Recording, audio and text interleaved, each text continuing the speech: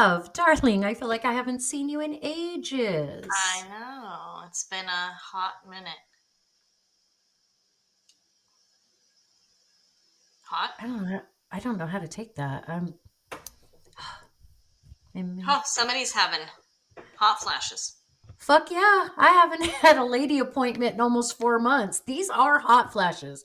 This is no longer like, oh, I'm embarrassed because I'm a young, innocent girl. Now I'm a fucking menopausing old bitch. And I couldn't be even happier because the goddesses making me have periods as a lesbian was just fucking ridiculous. That baby button was never going to be pushed. Baby button. I think of your belly button right now. See, you're thinking of the baby button, and I'm thinking of the G spot. Oh, I need to get on your level. That could be.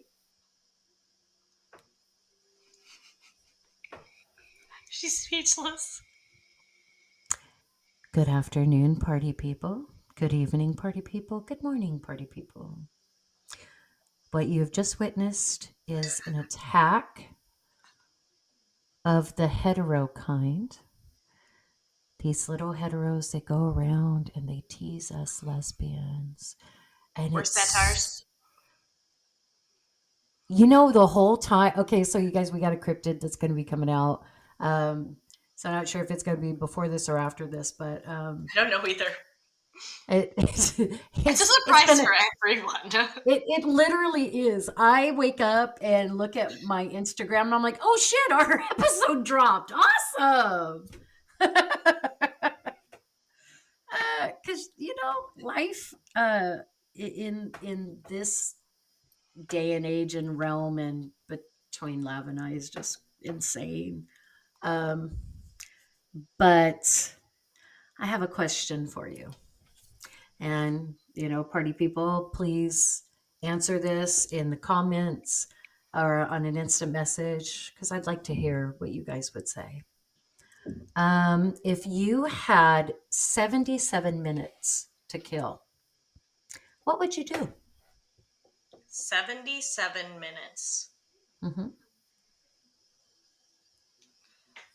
This may not be appropriate, but I would use 69 of them. What would you do with the other 8? Get cereal. get a bowl of cereal and coffee. Um, you could take your dog for a walk. You could go to a fast food restaurant, spend time with loved ones, listen to a podcast with 2 of the craziest fucking ghouls on Instagram and get a laugh and get an education. So 77 minutes doesn't seem like a lot of time.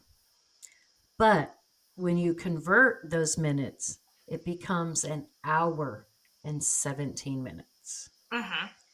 This numeric time sounds a little more foreboding. Makes me think of sitting in traffic, waiting an hour and 17 minutes to see your doctor. At MedStar? Yeah. At Sutter, yeah. Fuck those guys. Or a double fuck you, an hour and 17 minutes at the DMV. I thought you were going to say gynecologist. I don't know. My gynecologist is hot, so I don't care.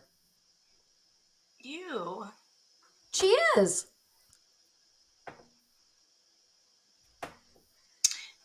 Okay, so what's worse than the DMV?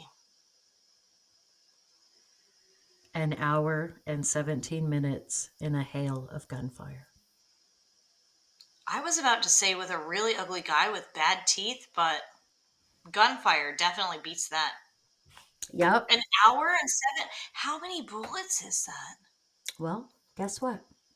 Buckle up because we're going to explore the worst mass shooting in American history at the time, the 1984 San Ysidro McDonald's Massacre. Here we go. Ooh. Big Macs for all. Do you okay? No, but it sprung my memory. So before we get into, because it is a serious and it's not, it's a tragic. But did you know, and I know you do, Lav, because we've talked about it. So, fast food workers have gone up. Their minimum wage is now $20, 20 plus dollars an hour. And in Mm-hmm. 1984, they made $4.60 an hour, and you could get a Big Mac meal for $2.69. I remember Taco Bell. Like, I graduated in 2004. I remember going to Taco Bell while I was in high school, and you could, with $2, get like I four graduated fucking in tacos. 1993, so fuck you in your 2004. Um, and we had open campus. And between three of us, we'd have $5 and we'd walk a block to the Taco Bell and we'd always get the same thing. We'd get two tacos, a burrito supreme, and a drink for three of us with $5 in between us. Now, I went to McDonald's Well, Sunday for my son. He wanted, oh, I love Taco Bell. I went to I love Taco it. Bell I don't today. care how much. I got a burrito supreme and one taco That's what I and a started to drink, say. and it was like $9. I went and got him a quarter pounder meal, and they're like, "And would you like anything else?" I'm like, "No, thank you. That's okay."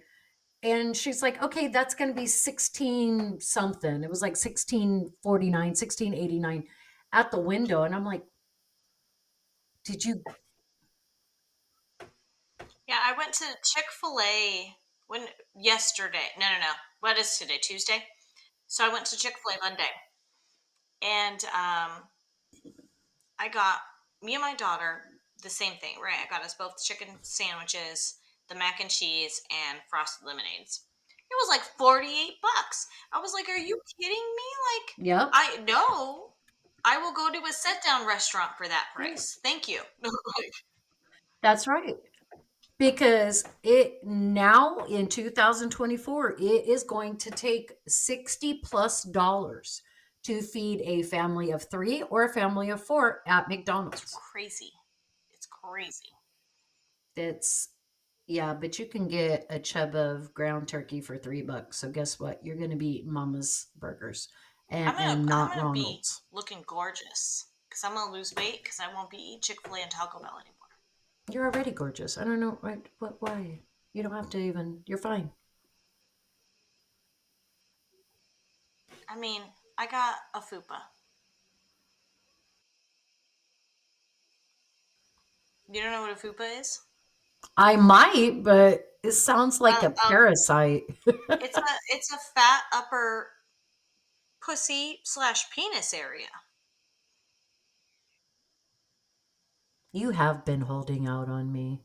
This is not fair. You have a penis area? I have a pussy area, but it applies to men too because they both start with P's. Pussy slash penis, not both. I have Is that one. like a is that kind of like a muffin top for your muffin? It's like I consider it a headrest.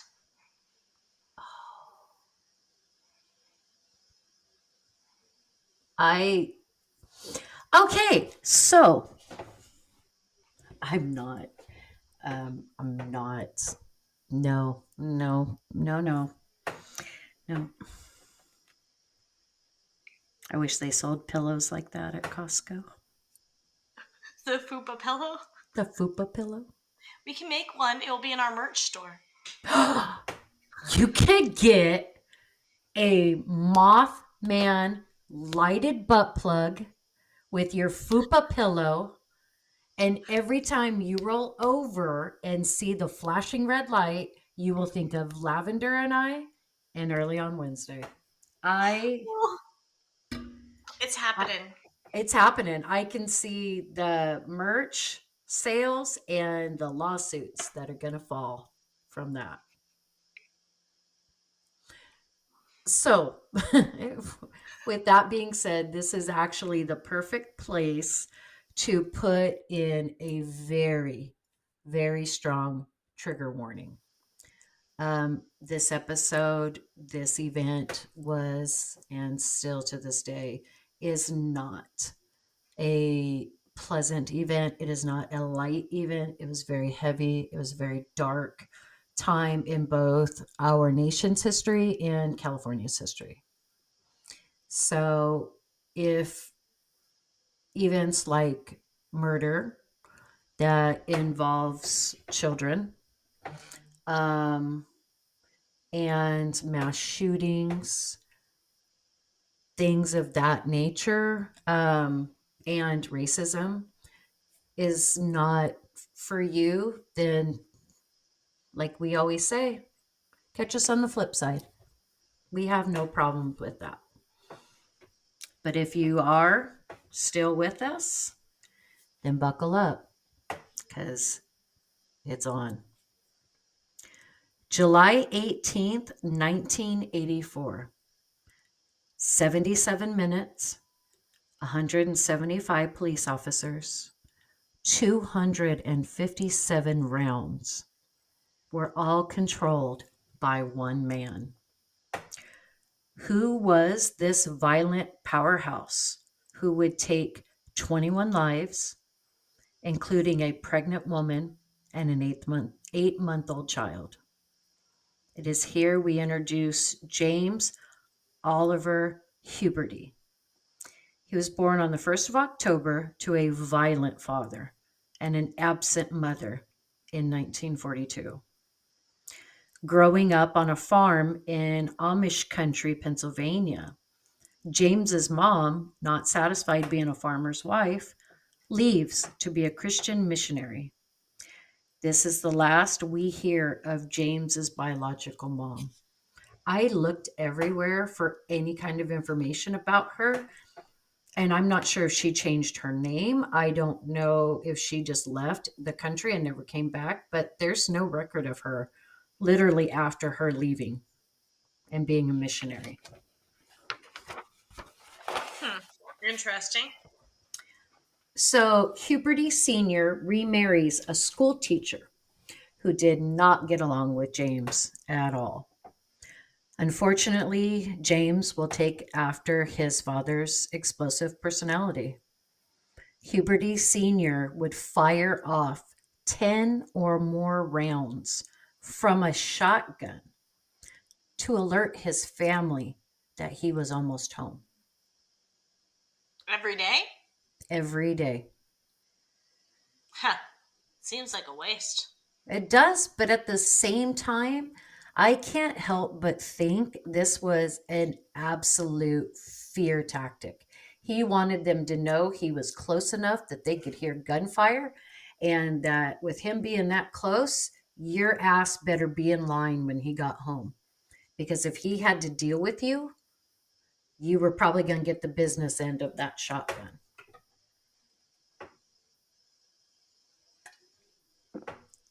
Hmm. Despite earning a degree in sociology and a certification for embalming, James would have What? difficulty. Wait. You can get a certification in embalming? Oh, hell yeah. Huh. Hmm. And out here in California, you don't even have to get a certification to be a mortuary assistant. All you got to You can have just is, be around dead people? yeah. So, as I've mentioned a little bit, but not so much, I am currently unemployed due to my very strong Portuguese personality. And so, looking through Indeed, which used to be like the want ads, there is actually a mortuary I just assistant. founded one. Did you? Yeah.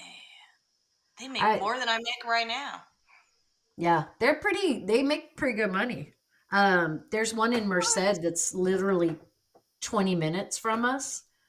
And hell yeah, I applied. I'm like, I can drive a car. I can put a dead person in that car and I can pull that dead person out. Even the mortuary transporter makes $15,000 more a year than I do. Oh shit. I'll even I'm do not that. driving. I'm not driving a hearse around DC though, so that's a no. No? Why? First of all, DC is an hour and a half from me, and that traffic is ridiculous. Oh no. Okay. Well, Oh no. yeah. Okay. That's understandable. Oh no. This one's only 20 to 30 minutes away from me. I'll drive that hearse to fucking Kingdom Come if you want me to. But better know I'm putting a skeleton in the passenger seat with me. Yep. Um, so yeah, so he gets a degree in sociology. He gets a certification for embalming. But James would have difficulties holding down a steady job. Um, he did have what some considered a shining moment or a light in the darkness, because while he was learning the embalming trade, James would meet Etna Markland, and Etna Markland will become Mrs. Huberty. And then they would proceed to have two daughters. Okay. Rough start, rocky education, but he's got him a wife and he's got him two cute little girls. Living in Ohio, Huberty procures a job as a welder, but the cracks in both James and Edna's explosive personalities would show. So, this light in the darkness that was Edna Markland is a female version of James Huberty. They both had explosive tempers. They both had a perpetualness for weapons.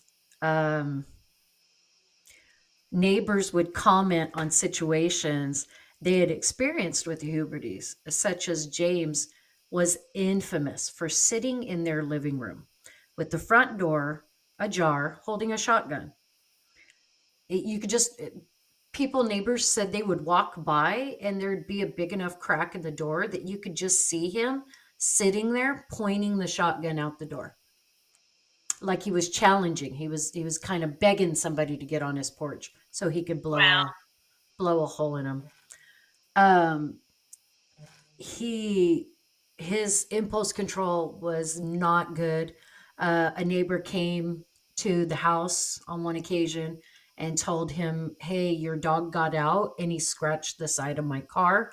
Hubert, he goes into the backyard, he grabs the dog by the scruff, brings it in front of the neighbor, and shoots it in the forehead. What? Yep. Hmm. Ugh. And Etna was no better. Um, she threatened another mom with a 9 millimeter during an altercation that she started.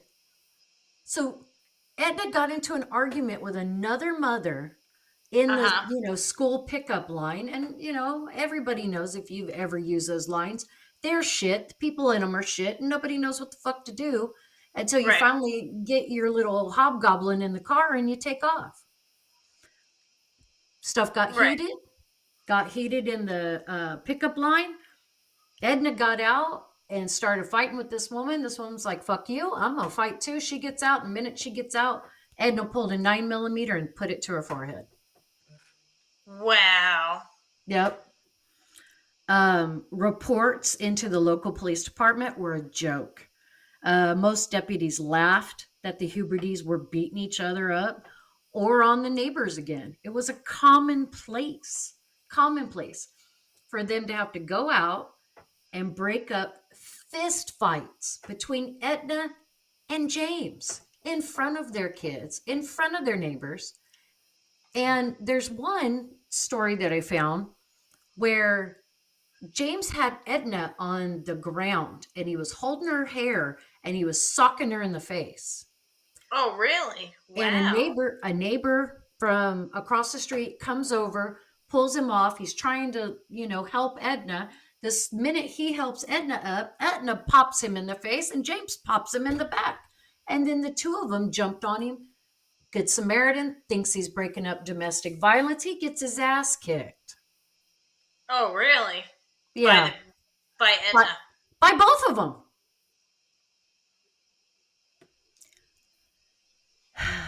Unfortunately, in 1982, a big misfortune would befall James.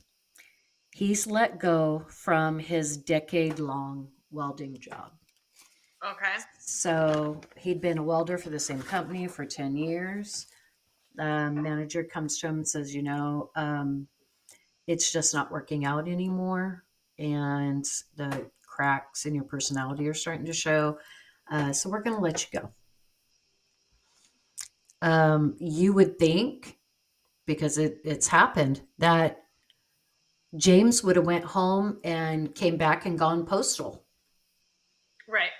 And for anybody that doesn't know that expression, there was a mass shooting at a post office. Help me, Lav, late 80s, I believe, Okay. where a man had been fired from his post office job. He felt unfairly. He went, he got a gun from his house, went in through the back door, and shot up the post office. And the media coined the expression going postal. Going postal. I'm looking for the guy's name. I love when she fact Thomas checks. McIlvaine. They probably went postal just because of And his it was last in name. Michigan. Yeah. McIlvaine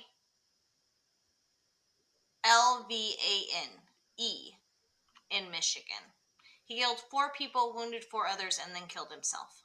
Yeah. So unfortunately, our country is not unfamiliar with people taking their transgressions out on innocents, on other people. But Huberty, in fear of losing everything, began stockpiling food and guns and ammo for his very favorite, an Israeli made semi-automatic Uzi rifle. Wow. Um, so talk about a doomsday. He was a doomsday prepper before it was popular, before rich people started doing it. Okay. Disenchanted with his country, his government, and even president at the time, Ronald Reagan, Huberty moved his family to Tijuana, Mexico, and applied for residency. Doesn't sound like a big thing. That's no big deal. Maybe you aren't happy with the way your country's being ran, so you decide to move to another one. Sure, it happens every day. Or, it happens regularly. It's not an unheard of thing. Now, this is something very bizarre to me. And I racked my brain about it, but never really could come up with anything plausible. Is James was racist, especially against Hispanic and Latin descendants. But he moves temporarily across the border and then settles in the Southern California town of San Jacinto, where the Okay. population where the population was 93% Hispanic and 5% Caucasian. Okay. Huberty obtained a job as a security guard in January of 1984, but by July 10th was yet again laid off for poor work performance and instability. Story of this guy's life. Right. In only 8 short days, James Huberty alone would grip a community in terror, change the lives of 50 plus people, and forever set the standards for active shooter protocols for law enforcement all over the nation Wow. in 77 minutes. July 17th would be the catalyst that set this monster in motion. Contacting the Mental Health Institute. Now, before I go any further, as soon as I finish this whole little section about his interaction with the Mental Health Institute, I cannot wait to hear Lav your thoughts and feelings on it, because I know you have a psychology background like myself. It's Right. I'm it's gonna, and you still work in mental health, yes? Yes, I do. So hearing this is it's I can't wait. And even when I was going over and fact checking this, I kept saying to myself, "Man, I can't wait to see what she says about this. This is going to be a really interesting, part to the whole episode."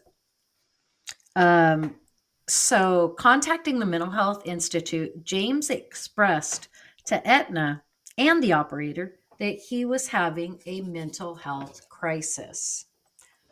Once James was told that someone would call back in just a couple of hours, he sat next to the phone, patiently waiting.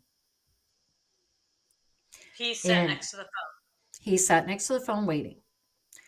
Making an uneducated assessment of Huberty's calm demeanor and flat affect, the operator makes a grave mistake. Due to the lack of emotions in his voice and no previous hospitalizations, it was filed as a non crisis call, which are followed up on in 48 or more hours, and sometimes not until someone has a chance. That could be a week, could be 2 weeks. Wow, that's awful. I mean, honestly, that's where this all went wrong.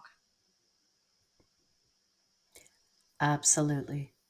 That is exactly why it is the catalyst.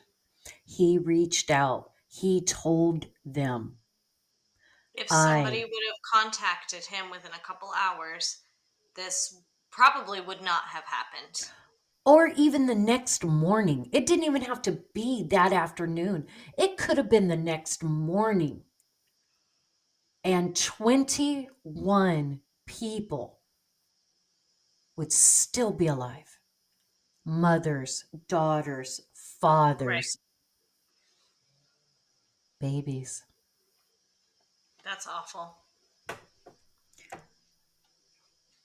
The follow the following is devastating. July 18th starts with James fighting a minor traffic ticket in court, and after winning, takes his family to McDonald's on the west side of town. This will prove vital later, so keep that in mind. After lunch, he takes them to the San Diego Zoo. Ominously, while they're moving around and looking at all the animals, James turns to Etna and says, quote, "My life is essentially over. Society had its chance." Wow. So that right there solidifies in his own words exactly what you just said. Wow. That is where everything went wrong. Yep.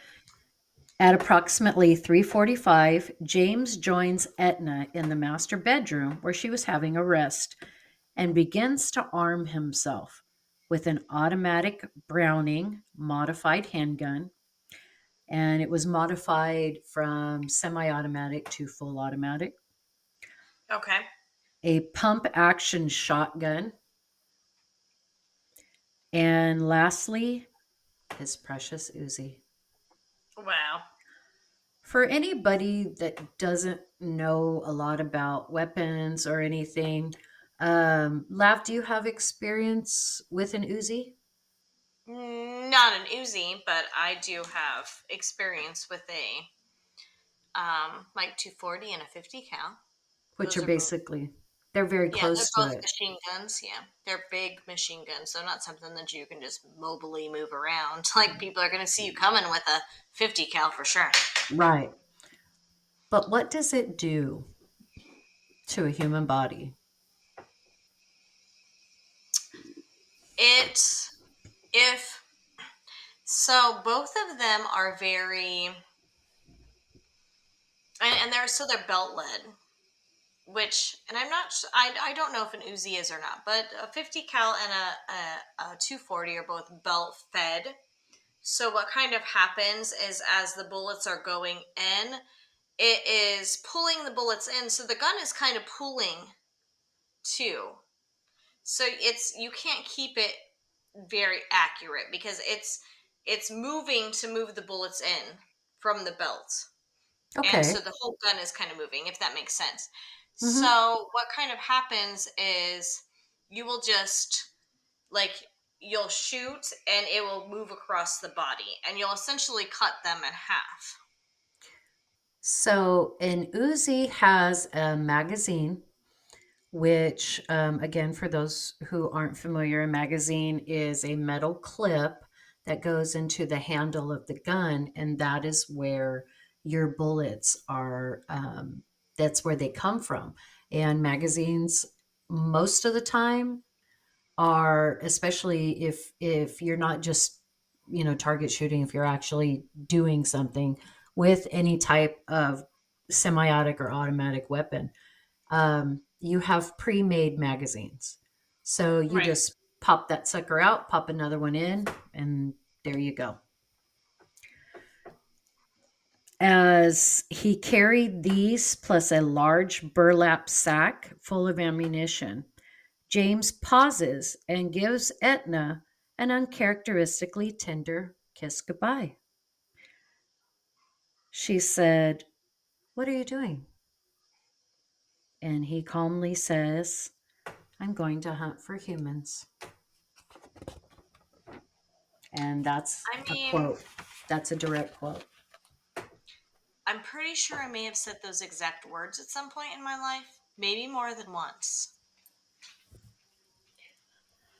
Um, I don't know anybody, myself included, who hasn't been wronged, pissed off, hurt, that hasn't said, if I see this one, I'm going to kill them. If one more person cuts in front of me, I'm going to road rage and kill everybody on the freeway. But very few actually mean it. Right, that's true. And I mean, and that's why police officers have the they have to determine the capability, the intent, and the opportunity before they mhm, can actually determine that anybody has. absolutely. Because even though you may say it, you may not have the capability or the opportunity. You may not even really have the intent to actually do it. No, and it they had been married for quite a while at this time. And my wife and I have been married almost 5 years. We've been together almost 8. And she knows me as well as I know myself, and vice versa. So it's not uncommon because we are into true crime, we're into horror.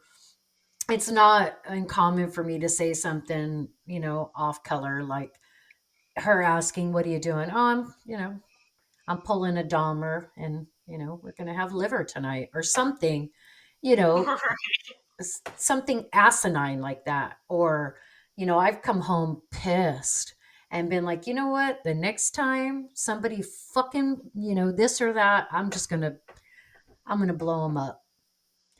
But knows that there's no seriousness to it because Right. it's who I am. But I can guarantee you, and I'm sure that's the same with you, with loved ones or really close friends, they They know know when you're serious. they know when you're doing something that's out of character. He kissed her goodbye. and then said, I'm going to hunt humans. That to me says she should have sat up and take notice.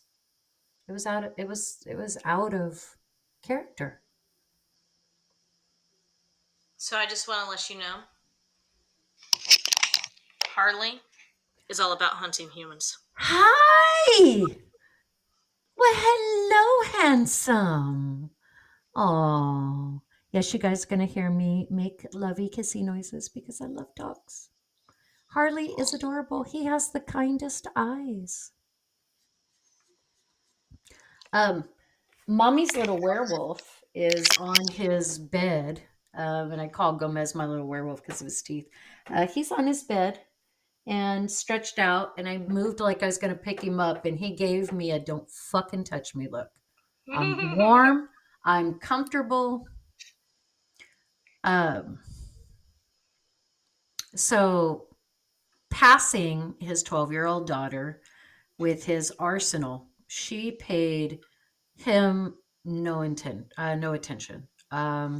She said that it was pretty common for him to load up a bunch of guns and a bunch of ammo and to go out to the firing range and or to just go out in the woods and blow off steam by shooting the shit out of stuff.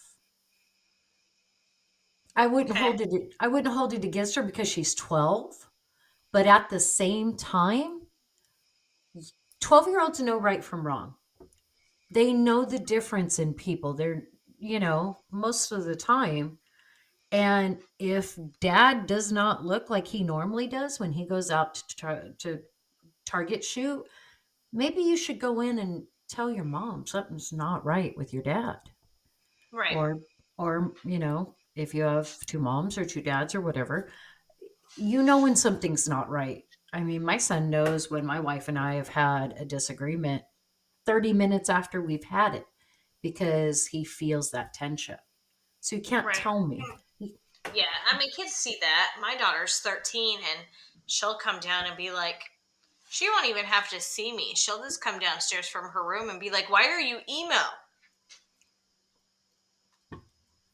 I'm like, "Yo, like, it's been a rough day. Leave me alone." Right. Um, During this short exchange, Huberty gets in his car and he drives literally half a block to a different McDonald's than earlier. So this one's on the east side. James Huberty walked in to the restaurant's crowded lobby, pointed the Uzi at John Arnold, and pulled the trigger. He used the Uzi first. Mhm.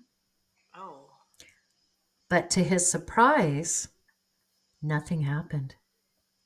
It didn't fire.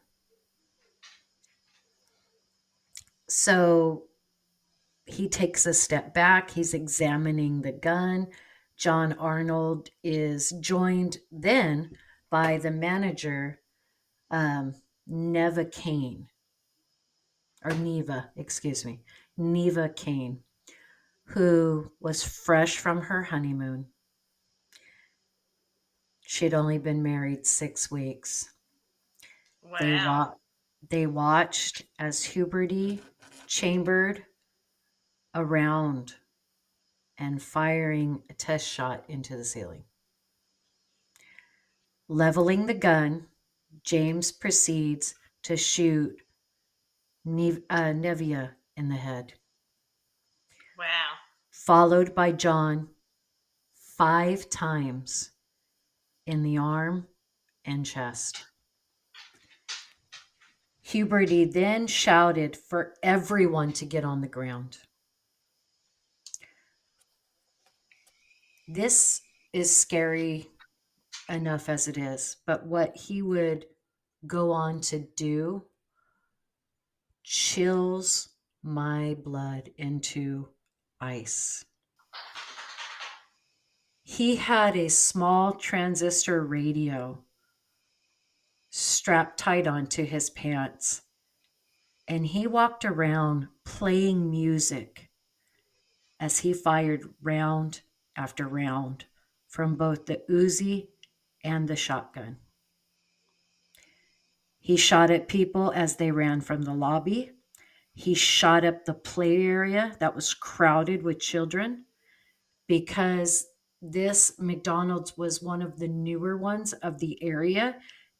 They were always crowded because of the play area Right. for the kids. The first 911 call came from the post office across the street. Now, stay with me, guys. Keep track of these times because they're going to come into play. They're going to put this story together. So, the first 911 call comes in at 4 p.m. Okay. Dispatchers were told a young girl had been shot and was inside the post office. Officer Miguel Rosaria was the first responder, but sadly, he is directed to the West Side McDonald's. I do remember this actually because they all went initially the wrong way, right? Yep, they did. Huberty had the East Side McDonald's under siege. This would, again, prove a very costly mistake. 10 minutes later, Officer Rosario arrives at the right location, but had no idea the nightmare that had unfolded behind the darkened, laminated windows just across the parking lot from him. So he's parked in McDonald's parking lot, has no idea because when with these windows being laminated, the bullet would go through, but they wouldn't shatter. Um, so Okay. um, So just like spidered it. it would spider it, yeah, or and you could see a hole. But from his vantage point, he couldn't see this because in his mind, it's he's tunnel vision because it's I've got a child shot, it's in this uh, post office right here. I got to walk over there. I got to find out. I got to secure. Right. And Huberty had fired indiscriminately through the restaurant, leaving sheer chaos in his wake. The alarms to alert workers that the food they were cooking had completed began to scream from all over. Bullets hitting the stainless steel equipment ricocheted off back into the crowd. Okay. So people, Or getting when hit by ricochets too. they're afraid of being hit by ricochets, he's not he's not paying attention to who or what he shoots. He just kept shooting round He after didn't round. care. He didn't care. No, he didn't. And when he would run out of ammunition, he'd go back to where this heavy canvas sack was. He'd reload and he'd go do it all again. Wow.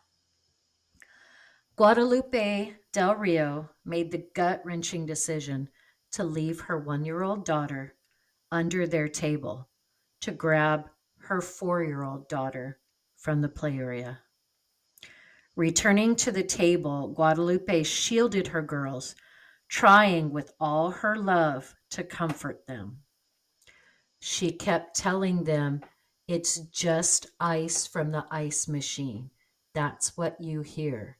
She rubbed their heads, she prayed, and this is the part that gets me. And like right now, I have cold chills.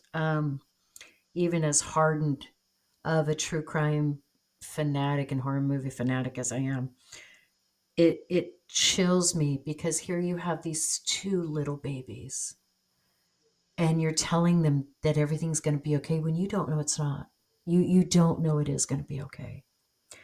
I mean, And the, I would think in that position that you're thinking the opposite, that you don't think it's going to be okay at all. no, and the only thing in your mind to do is shield them and rub their heads, tell them to go to sleep, that when they wake up, everything's going to be okay. Right.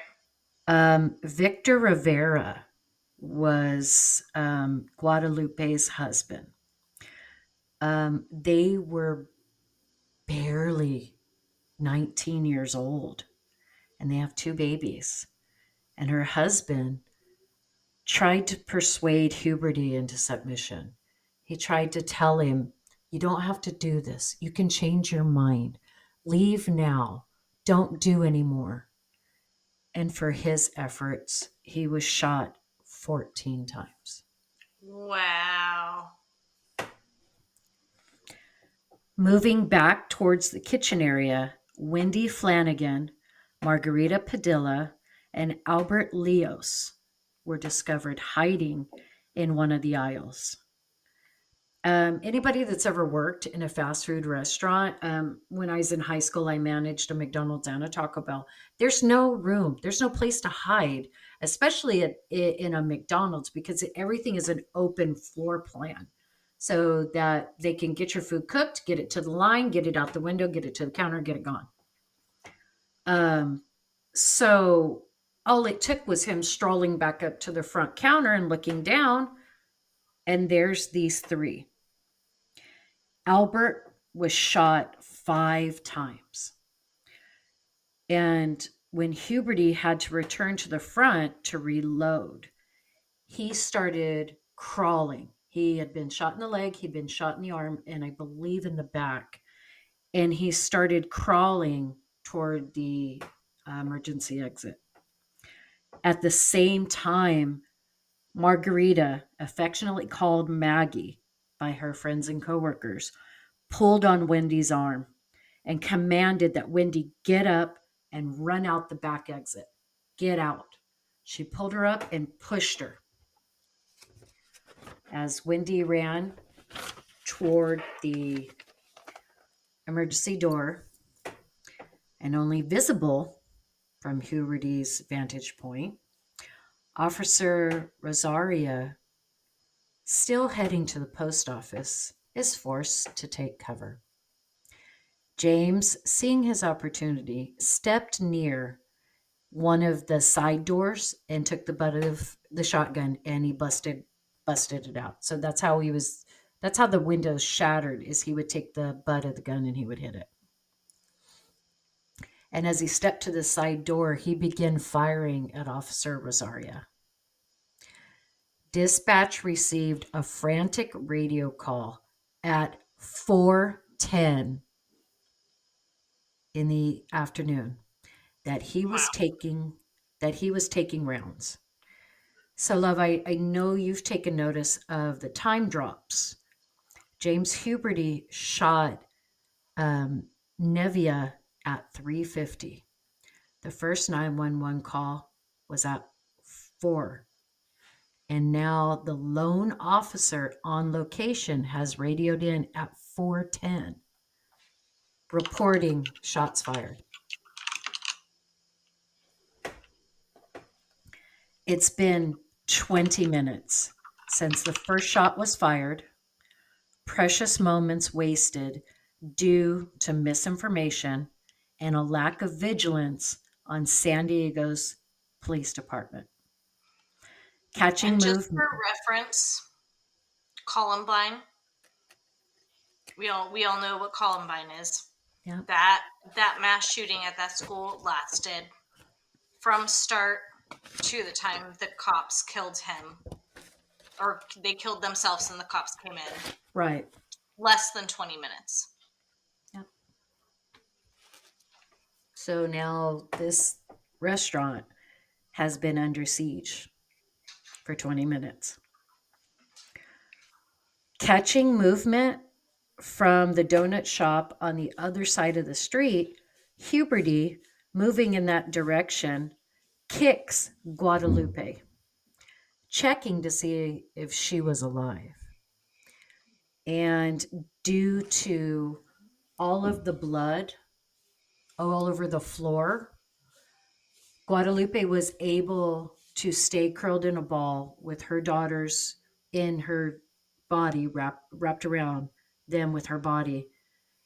And he thought she was dead because he kicked her and she didn't move. I've told my daughter that because they do active shooter drills. Like I remember doing tornado drills when I was in school. They do active shooter drills now, and I told my daughter, I was like, if you can't get out, then what you need to do is find a bleeding dead kid, And and call under you, them. yeah, you put them on top of your body and let their blood soak you, and then if the shooter comes by, you hold your breath, you don't make a sound, you pretend to be dead. That's right. We did earthquake drills from kindergarten to my senior year of high school. And now we used to have what they call them campus, excuse me, what were they like, campus guards or campus, well, there's just people that walked around with like, keys and a flashlight to be sure that nobody wouldn't beat the shit out of anybody else. But now we have things that are called district scholastic officers. So now we have deputized armed men and women in schools with actor shooter protocols, and they practice these. Unfortunately, too much for my liking, especially right around the beginning of school and the end of school, because sociologically they've discovered that this is usually the most stressful time. So this is usually when it starts happening.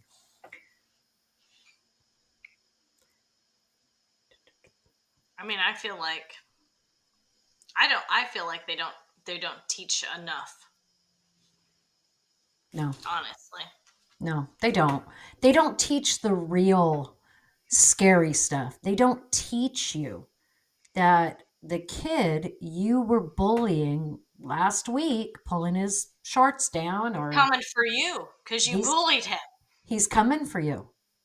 Exactly. Um, and I tell my daughter that all the time. I was like, you better be nice to all those kids that everybody else is bullying because they might see you and think, you know what, this is the one person that was nice to me and skip shooting you. and that was actually something that happened in Columbine. Is which one was it? I think it was Dylan. They were in Dylan the was the light. blonde one, right? Yes, I believe so. I think so too.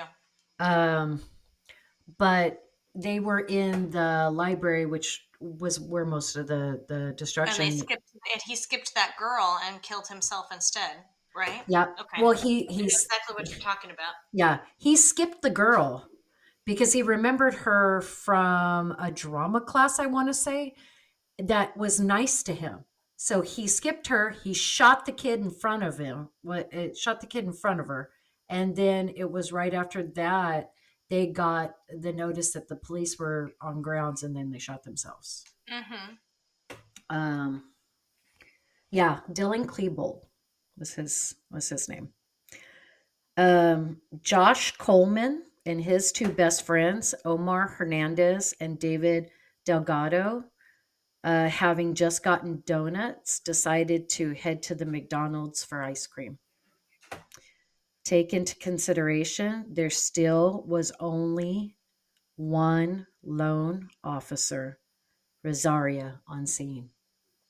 There I were, mean, and that was typical. I mean, it was after Columbine that they started any sort of active shooter, yeah, any training and stuff. So it was very typical up until after the 90s that it would be only one officer. yep. It was, it was this, it was Columbine, it was Brenda Spencer. We will And talk then about the her. Virginia Tech was Virginia a Tech. that was a All of, crazy one. oh Yeah. God, all of these shaped the police force in the United States all over to help them to better neutralize the situations, to bring the casualties down. Well, and up until all of this happened, until because Columbine was the last one before they actually changed the protocols. So Yes. previously, it was they would wait for SWAT or they would wait for the trained entry teams Mm-hmm. to this. So it wouldn't matter even if another officer showed up, they would not go in because if they weren't trained to enter a building for this situation, they didn't go in. And No, then it was after Columbine that if you showed up and you heard gunshots, it didn't matter if you were alone or not, you had to go you needed to act. in. Yes. Um, Unfortunately, that wasn't the case here, as we just said. And unfortunately, it hasn't made much of a difference. I mean, if you think about like Sandy Hook and everything, there's the mhm. response time is still too slow. People are still dying. Yep. We are a law enforcement family. I've said that on many occasions. And being a law enforcement family means that all of us are certified and we are trained to handle firearms. Um, but we still fight for stronger gun regulations, gun laws, not to take them out of the the evil hands, because that's never going to happen. Because as long as guns are being made, they're going to be handled, and the wrong ones are going to get them. But it's to increase the firepower that the police force has to address these type of situations. I mean, the officers that showed up to this were armed with 38s. 38 compared to an Uzi. I hate to say it, but that's like sending a one-legged person in to a kung fu match. You're totally outgunned. You're outmatched. And at the time, there was no body armor that would stop that caliber of a bullet. Um, as the Well, boys, even the body armor that most police have now doesn't stop that. no, unfortunately, they don't. After a couple of shots, it's becomes weakened. So Yep, and it if can you're go straight taking, through. exactly. Um, as the boys approached, they heard gunfire, but it was too late. Josh, half turned to get away, is hit in the arm. Omar turned completely around to get away and is hit in the back. David, having no time to turn around, is hit in the chest. Maricela Duarte, along with her husband, Azolfo, and their infant daughter, Carla, were sprayed with bullets as they approached the outside door to the McDonald's. Hmm. Um, People kept arriving because there was not a massive police present, so they had no idea what was going on. um, Maricela, taking a hit to her left eye, hands her daughter to her husband, and then she passes out because she was shot through her eye. Well, she Though, handed the baby off. yeah, um, I I hope nobody is ever in a situation like this, but a parent's instinct in a situation grave like this comes from out of nowhere, and you don't have time to think. Your body reacts because that is your baby, that is your child, that's your loved one, and you're going to be sure they're okay. Sometimes they can't be, but it's a natural instinct to protect them. Those still inside wondered why he'd been able to keep shooting. They were unaware that police, SWAT, and first responders were finally filling the parking lot and surrounding the areas. James Huberty, having the advantage of having a clear 360 view of his surroundings, fired at fired on fire trucks and police cars. The police were not as fortunate.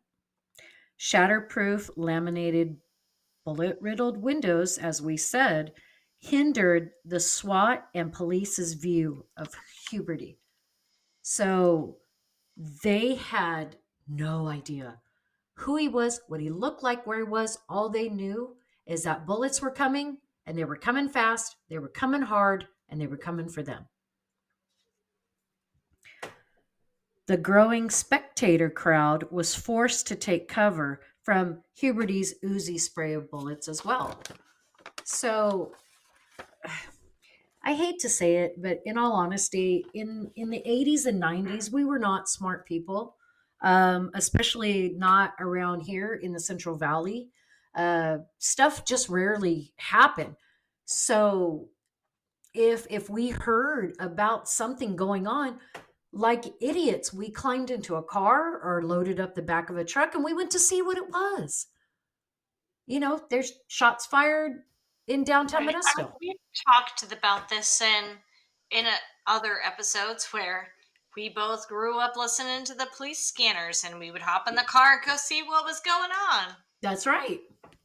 And in some people's unfortunate cases, like yours, you arrived before the cops. Mm-hmm. First dead person I've ever seen. SWAT officer Chuck Foster and his spotter scaled up the roof of the post office. At 110 feet away, Foster waited, watching for the perfect shot.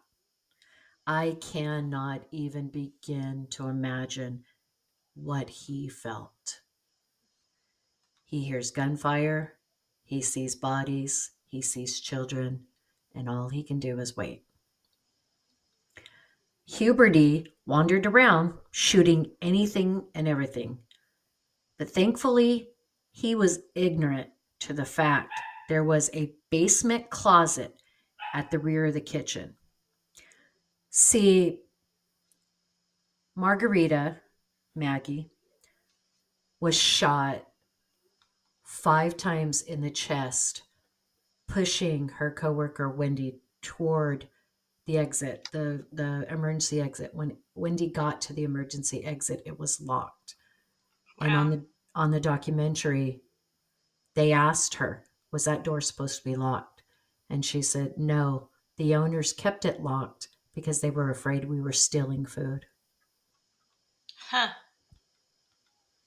So you're seriously going to lock what became the only escape from a madman to save yourself $2.69 for a fucking Big Mac? Give me a break. I think I may be wrong, but I think that this is the case that prompted the fire department to not arrive on scene until the police determined that it was safe, and they would Yes. set up further away, like a block away or something. Yes. I think this The is the the case that prompted that. It did. This is a case that Okay. created the design of uh, law enforcement, SWAT, or military as the first line, and they create the perimeter and Mm-hmm. then a safe They go distance. in, and Yep. then once they have neutralized the the target, is what we call it in the military. We Right. neutralize the target. Then the fire department will come in, and if there's any people that we can remove from the situation in the process of trying to kill the bad guy, then we send them to the fire department, but they are set up further away, Right. not within the range of being shot. Though the military, though, I will say, and I don't know if this is civilian law enforcement, the military has instated this sort of double situation where they will have a first team, which is whoever gets there first. So if you Hmm. are a one man unit, you're going in alone. Yep. If you're a two-man unit, you're cool because you got two people. So whoever goes in first. The second team is the recovery team. Yep. and they usually are going in with fire department. And Hmm. so the fire department would call us their meat bags because I was military police, so we would be their meat Yes, bags. If you were the second team, you went in with fire department, and they would pull out people hurt, and your sole purpose is to get shot to protect the that's firefighters right. as And military police. that is the same with civilian law enforcement. I can't speak for every state, but in our state, in California, you have first responders. First responders are the first. To Um, kill that, so that's as the right. second team going in, you're not there to shoot anybody. You're Nope. there to take the bullet to protect the firefighters, the That's right. EMTs going in. The first team in is the ones firing. They're the ones in the gun battle to kill the Yeah, individual. to neutralize the threat. Mm-hmm. Yep. Um, So it's the uh, same then. yeah, it's the same. Yeah, and That has started since actually that was the Navy Yard active shooter that came into place for the military at least. And that and was 2017 time frame, mhm. the Navy Yard active shooter. And it's funny to me because people who have no idea about military law enforcement, they're like, oh yeah, beat cops, they don't do anything. Oh Navy, they no. don't do. Navy's just on ships, they don't do anything. You guys have no clue how much that our men and women bust their asses, put their lives on the line to save you, to keep you safe. So the next time you see an officer, it doesn't even matter if he's pulled you over and he's given you a fucking ticket, thank him, because you don't know at 5 o'clock when you're at home, you're having a cocktail, you're bitching to your significant other because you got a ticket for going 20 miles over the speed limit. That cop's in the morgue. His children are now fatherless. His wife is now a widow. You see a military officer, veteran, active, thank them, because you get to be an asshole in the United States freely, because they will go overseas, they will put their heads and necks on the line, and they will save you. No matter what you think of them, they will die to protect you. And we need to remember that. We need to remember that. And it is definitely cases like this, because here you have a 16-year-old boy, Albert Leos. You have a 17-year-old girl, Wendy Flanagan. And you have a handful of others, 15, 16, 18-year-olds, that were able to successfully hide, shimmy down, and get into this closet and save their lives. SWAT sniper Foster's first sight of James Huberty came as he stood slightly in the doorframe. And he shot him in Now, the chest. yes, he did, because Huberty put his head, he was tall enough that his head would be shielded by the metal. His face was shielded by the metal. He had no clue, probably because of his madness, his rage, whatever. He had no clue that somebody, being a deadeye, was going to pop him one bullet through the heart and drop him. But here is the thing, this happened at 5:20. And the call came out at 3:50. He walked into the McDonald's at 3:50. The first call came at 4. They say that the average active shooter lasts that like the time frame that they are shooting lasts about 7 minutes. 7 to 10 minutes. Um, but 77 minutes from the first shot, Foster radioed down to the ground zero, reporting James Huberty had been taken down by a single bullet through his heart. The news broadcast showed terrified and gravely injured people being escorted out of the building. In all, 19 were injured and 21, not including Huberty, were dead. So 22 were dead, including the shooter. Um, How many died from their wounds after they were taken to the hospital? Do you know? Two. There were two that died after. Okay. Um, but there's the crime scene video footage is available to watch online. When the internet first started, there was a website called rotten.com. I Do remember that. Oh yeah, if you were brave enough to watch at that time, which was like the most sensationalized horror movie ever, which was The Faces of Death. Mm-hmm. They had a whole slew of people believing that these were real video deaths. Some of the animal ones were, but all of the human ones were faked. Um, but you could go on there. They have one now. It's on YouTube. To be honest, you don't even have to go creeping around the dark web or anything. It's on YouTube. Um, Detective Carlson, Detective Rick Carlson, arrives on scene, and he had absolutely no idea of the carnage he'd find on the other side of those doors. Miguel Uala and his wife, Adia, had been fatally shot just outside the main entrance. But it would be 11-year-old Omar Hernandez's body that Detective Carlson would encounter first. Officer Rosario stepped in as the first one inside, lays eyes on a young couple, one facing up, the other facing down, with an 8-month-old little boy between them, Oh. and they were all deceased. It absolutely broke my heart when I learned the crowd had to be shown pictures of the child victims to help identify them because, kids don't carry ID. I don't even think at that time they would even carry their school IDs. Even worse, Omar's mom, hearing there was a shooting near their house, rushes to McDonald's, only to see her son's body on the sidewalk, riddled with bullets. I mean, if there was ever like a school shooting or something, best believe I'll be there.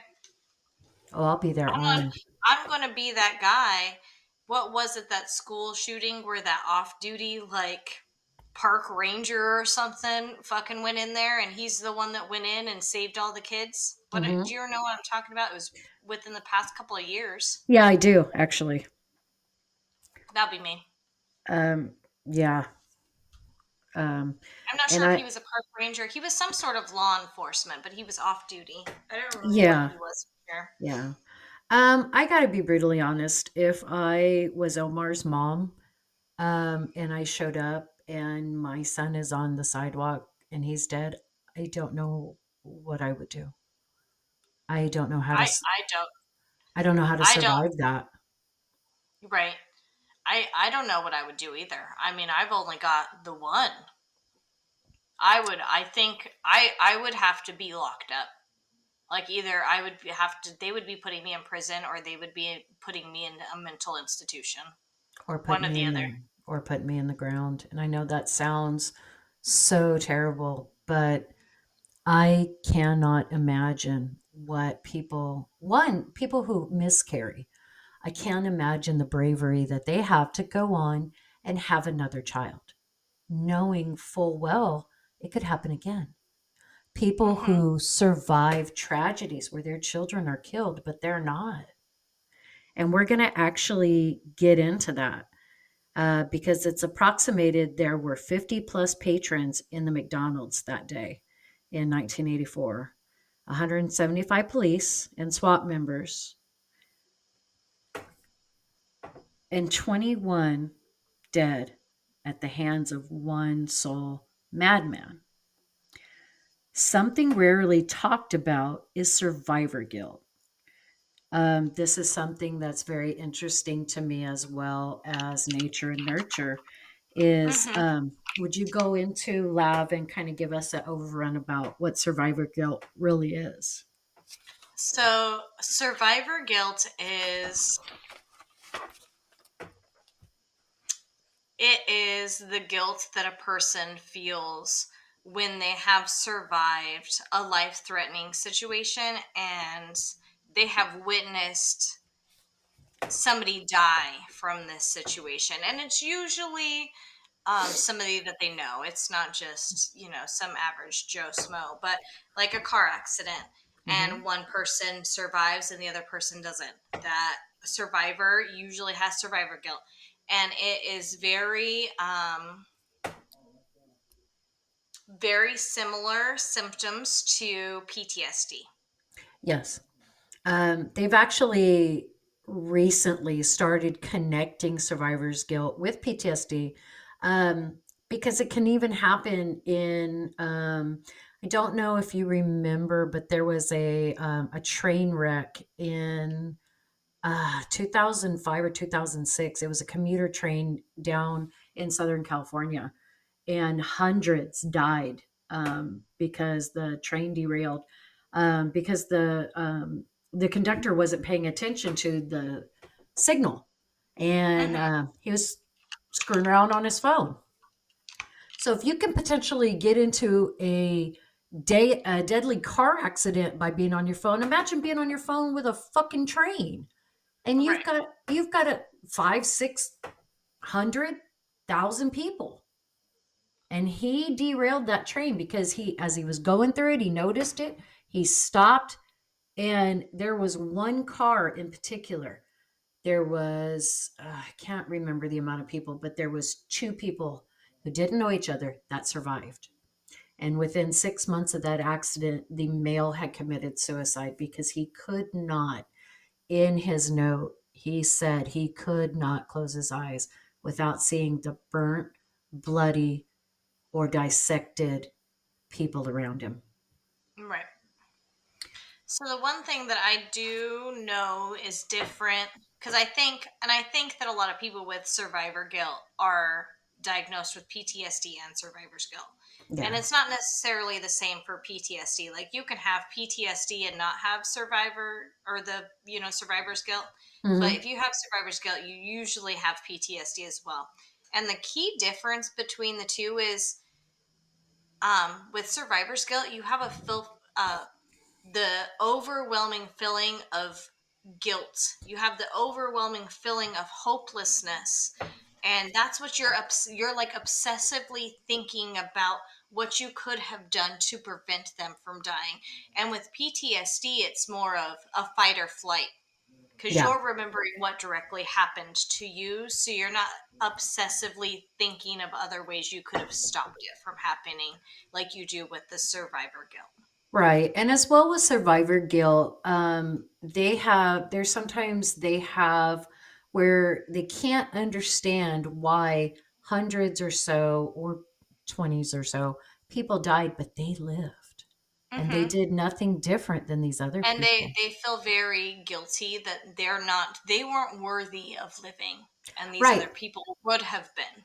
Thank you. You hit a major point right there. They can't understand why they survived. So they feel like they are not worthy enough to walk the earth. This isn't Hmm. everybody. A lot of people will go on. They will, be activists, they'll be speakers, but there are still those who have that guilt, Hmm. like Guadalupe, whose guilt at times consumes her because she had to leave her husband. This is, this young man that stood up and tried as best he could to stop this. She had to leave him behind to die, to take care of herself and to take care of her children, because all three, both her children and herself, had been shot. Right. But Guadalupe didn't know she'd been shot until she got outside. And once they set her down on the edge of the ambulance, and she saw that her girls were breathing, they were alive, they were crying, is when she realized it. And that's when, the shock kind of And catches. that's pretty typical for a lot of people. Like they Hmm. don't even know that they're injured because of the adrenaline. Hmm. Um, Omar's grade school teacher, she suffers from survivor guilt, not because she was there, but because she wasn't. Hmm. When the assistant principal called her and told her that the first small body under the yellow tarp was Omar, she went to his mother's side to offer any kind of condolences, any kind of support, anything, because she felt so guilty that her children, her husband, and herself were home during this. But yet, Omar will never see another sunrise or sunset. Keith Thomas, who lost his best friend Mateo, and Richard Herrera, Mateo's father, took 7 shots protecting Keith. He will lose his wife, Blythe, and his son. His guilt turned to rage because he protected Keith, which was a very heroic thing to do. Keith ended up Hmm. being shot in both arms. But by protecting somebody else, he loses his family. Officer Rosario's guilt of having a shot at killing Huberty, but failing to take that shot due to being outgunned. And this is where we were talking about. He has a 38, and Huberty's got an Uzi. It's not Right. even a competition. It's not even going to happen. But he had a shot. At one point, he had a shot. He saw Huberty, and he could have taken it, but he was afraid he was too far and that he would get shot himself. But none more agonizing than Maricela Duarte, whose infant daughter Carla was MIA, which, for those who don't know, that's missing in action, for 2 weeks. So 2 weeks go by. She has no idea where her infant daughter is. None. I can't even imagine. No. Carla suffered a shot to the back, stomach, and head. Oh, So this baby has been shot in the back, she's been shot in the stomach, and she was shot in the forehead.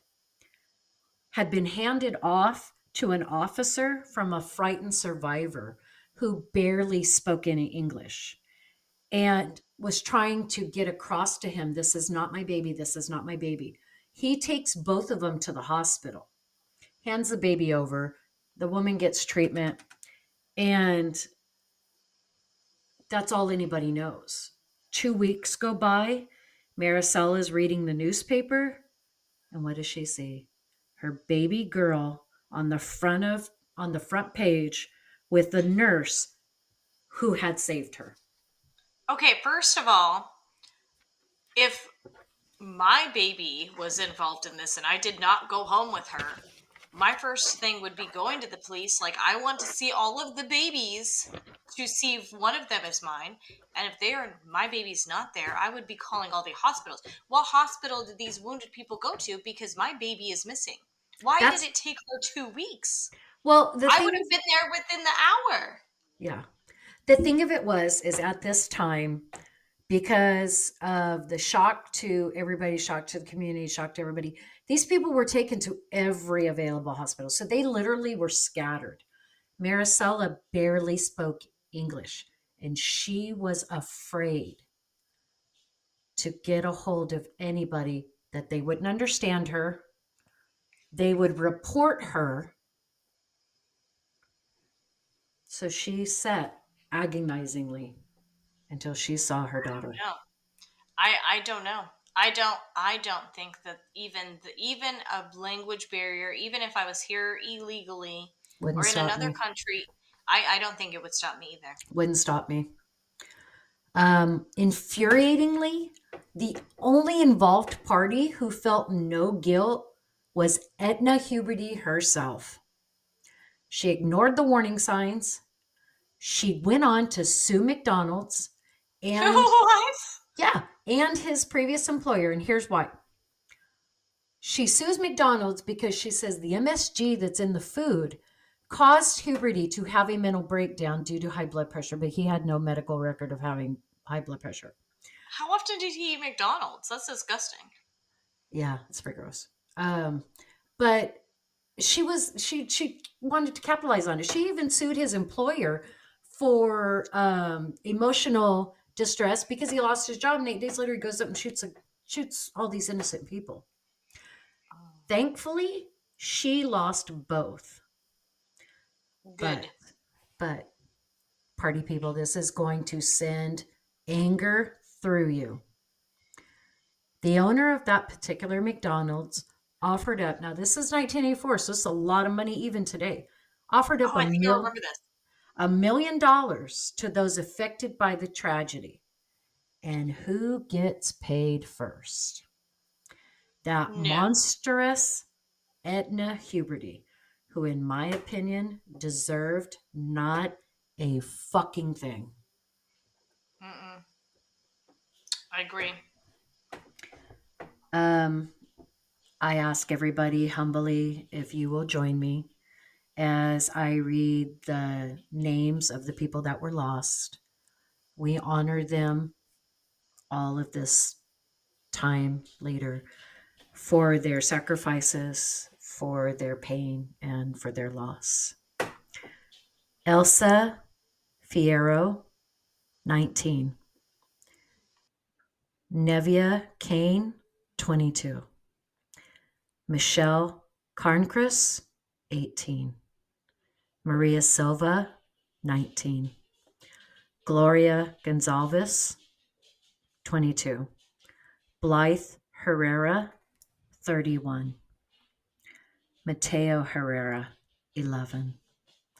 Paulina Lopez, 21. Margarita Maggie Padilla, 18. Claudia Perez, 9. Jose Perez, 19. Jackie Reyes, plus her unborn child. She was 18. Her son, Carlos Reyes, was 8 months old. Victor Rivera, 18. Araceli Vargas, 31. Hugo Vasquez, 45. Lawrence Versailles, 62. David Delgado, 11. Omar Hernandez, 11. Miguel Eula, 74. Ada Victoria, his loving wife, 69. Um, police procedures changed and hard lessons were learned that day, as we talked about. I would love to tell you this is the end. Unfortunately, it is not. Lav, this is going to be our first two-part episode Ooh.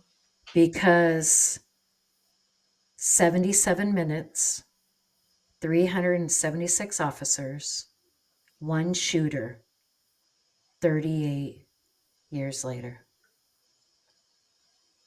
So, Okay. so catch us for the second of this. And please hug your loved ones, call your parents, make amends with somebody that you feel you wronged or maybe wronged you. And Because, before we leave, I'll let you yes, finish first. I was just going to say because tomorrow's not promised. Right. Before we leave, I want to talk about vicarious trauma. Please. So vicarious trauma is the indirect exposure to trauma. It is hearing about the firsthand accounts, and it's hearing about it. It's witnessing it. It's um, vicarious trauma happens to therapists and police and firefighters, and it could very easily come from listening to a podcast. If you have a, a previous experience that is similar, it can bring up those traumatic events for a person, and it is very important to make sure that you are taking care of yourself. That is why it is so important for anybody in those sort of fields that deal with trauma on a regular basis that they have to seek help and they have to receive therapy because of vicarious trauma. And there's no stigma. There is no shame in seeking help. It does not make you weak. It does not make you a coward. It makes you strong. It makes you seen. It makes you heard. And there is absolutely every type of therapist and social service available. You can even call the suicide hotline of Mhm. 988. Let them know what you're feeling. They will direct you to the right people. It doesn't take a Yep. lot of money. Sometimes the state pays for it, sometimes they do it pro bono. Yep. So, as we wrap this one up, um, to lead into our second one, be good to each other, be good to yourselves, and just be kind. It doesn't take, because you don't know that person that you smiled at, that person you held the door for, that If person they you were bought. thinking about ending it. That's right. You may have bought a coffee for a man with a semi automatic rifle in his truck that was getting ready to go and do something dramatic or drastic, excuse me, and deadly. Dramatic is a good word too. Dramatic, yeah. It only takes a second, guys. It really does. So, with that, Lav, I thank you again for coming into my life. I thank you for becoming one of my very close and very special friends.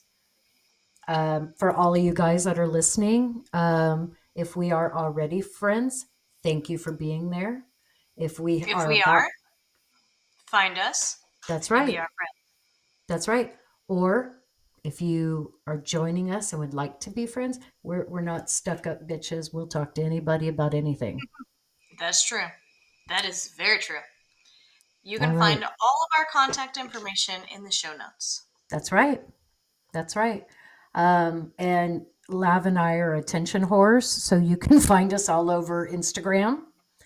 Um, And just one more, if this is the first episode you're catching with us, my lovely host is Murder Juice on Instagram.